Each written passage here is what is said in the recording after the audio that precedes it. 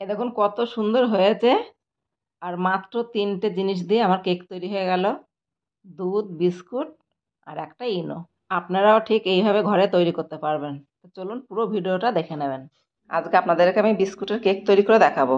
তা বিস্কুটগুলো এরকম ছোট ছোট করে ভেঙে নিয়েছি, মিক্সচার জারে দিয়ে গুঁড়ো করে নেব।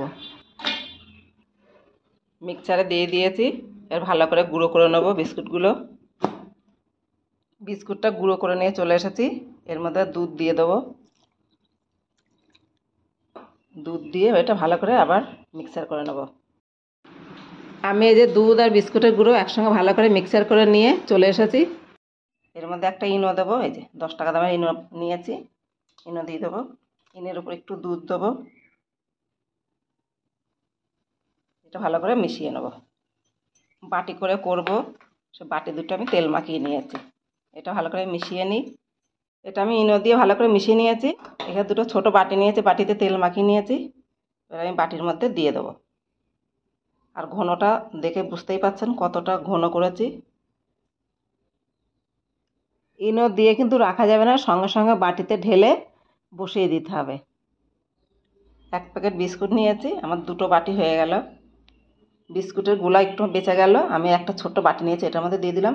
আর উপর দিয়ে কিছু কাঠবাদাম নিয়েছি, উপর দিয়ে দিয়ে দেবো। আর কটা কাজু বাদাম উপর দিয়ে দিয়ে দিয়েছি। এবার আমি গ্যাসে বসিয়ে দেবো। তাওয়ার উপর থালা বসিয়ে বাটিগুলো থালার মধ্যে বসিয়ে দিয়েছি। এবার একটা চাপা দিয়ে দেবো। এই যে চাপা দিয়ে দিয়েছি, এবার 30 মিনিট হতে দেবো।